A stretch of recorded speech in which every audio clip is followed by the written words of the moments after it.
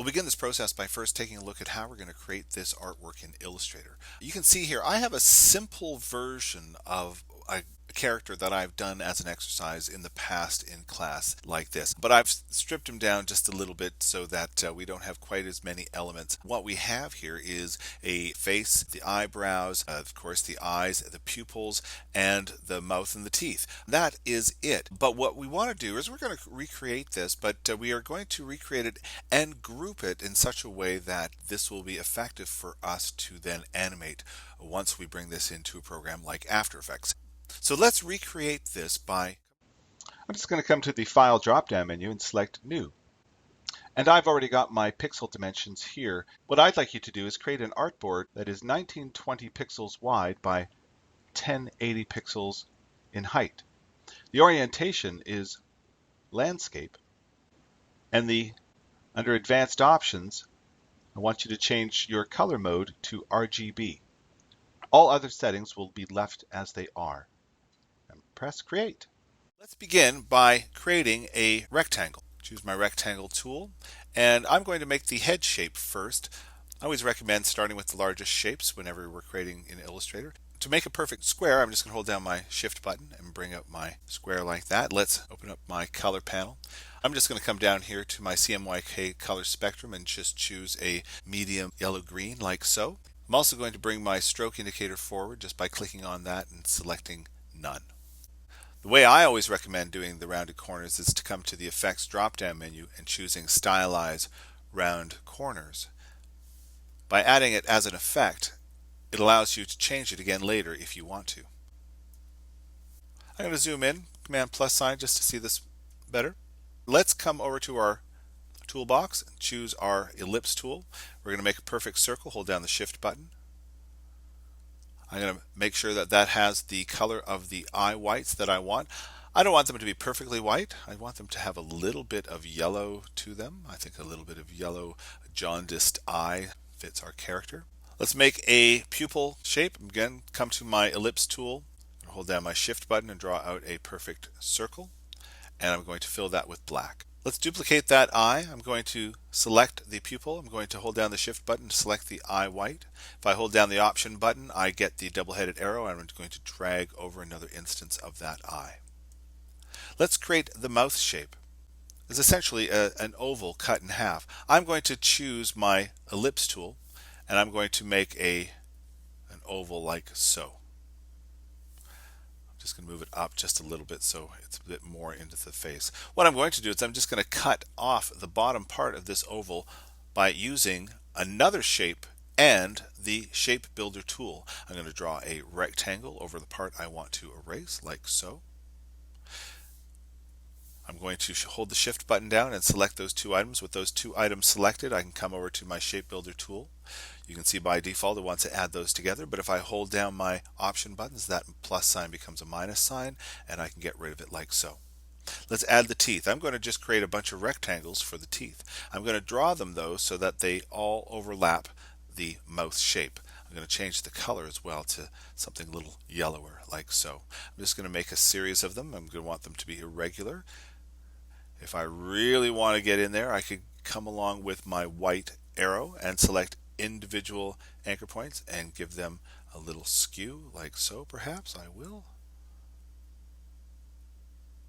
I'm going to come back over to my black arrow. I'm going to make sure that all of the teeth are selected by holding down the Shift button and selecting each of those. I am going to want to select the mouth shape behind it as well, because that is going to be the shape that's going to define the parts that I'm going to get rid of. I'm going to hold down the Shift button and click on the mouth shape. Come over to my Shape Builder tool. Holding down the Option button, I'm just going to click on the parts I don't want.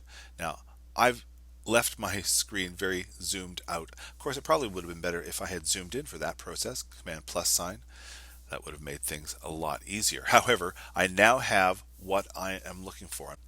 I'm just going to hit Command minus sign to zoom back out. Almost done. I'm just going to create a couple of shapes for the eyebrows. Again, you can do this any way you want. If you would like, you can use the pencil tool. Remember, the pencil tool is hiding under the shaper tool. If I click and hold, you can see there is the pencil tool, but you can see it has the keyboard shortcut of N, which I highly recommend that you get used to using because this pencil tool is an awesome tool. If I draw with the pencil tool, you can see I can create a little bit more of a rounded shape like that. Actually, I don't really mind that. You can see that my pencil settings, though, if I double click them, I always need to make sure that I change my pencil tool options here by double clicking on them. By default, they have some properties that I don't particularly like. Particularly this one at the bottom here, edit selected paths. That has some really unfortunate properties. You can play around with that if you would like, but you can see the settings that I have my pencil at right now, including fill new strokes with color. So I'm going to maybe I'll just do that. I'll just fill that with this black here. I could duplicate this by holding down the option button, dragging that out. I'm going to come back over to my toolbox. If I click and hold on my rotate button, you'll see that there is a reflect tool. I'm going to use that reflect tool, and you can see it'll just reflect around its center point. If I hold down the shift button, it'll constrain that rotation, and I now have a very worried looking guy indeed. Okay, we're not completely done, but there is some shading that's going to go around the outside left side of his face here, and a little bit of a highlight on the right side of his face, or here in a left side shadow. However, we're going to add that in After Effects later. What I need to do now is export all these shapes here in such a way that the things that I want to animate are on their own layers. That means that almost everything except for the teeth need to be on their own layers. So because the teeth don't need to be animated separately, I'm going to first of all hold down my shift button while I click on them and group them together. Object group. Okay. Everything else, though, is going to be on its own layer. Each of the eyebrows, the pupils, the eye whites, those are all going to be on their own layers. There's one more thing that I need to create. There's going to be an eye blink at one point. What we're going to do is I'm going to click on one of the eye whites here. I'm going to hold down the shift button so I can select the other eye white. And what I'm going to do is I'm going to copy these. Command C, or if I just come to the edit drop down menu and select copy. I'm now going to paste those eye whites again over top of themselves. So you can see that I can do something here called paste in front. Command F on your keyboard. This is a really good one to know. I'm just going to paste what I just copied right on top of itself. Okay, now it doesn't really look like much has happened except one of my pupils has disappeared. What has happened is that it has pasted those copied eye whites on top of themselves. In fact, if I was to move those off, you can see what's happened. I'm just going to go Command Z. What I need to do, though, is I need to have those new pasted eye whites over top of everything because these are going to be the new eyelids. I'm going to change the color of them in just a moment. So let's, again, change the order by coming here to Arrange, Bring to Front.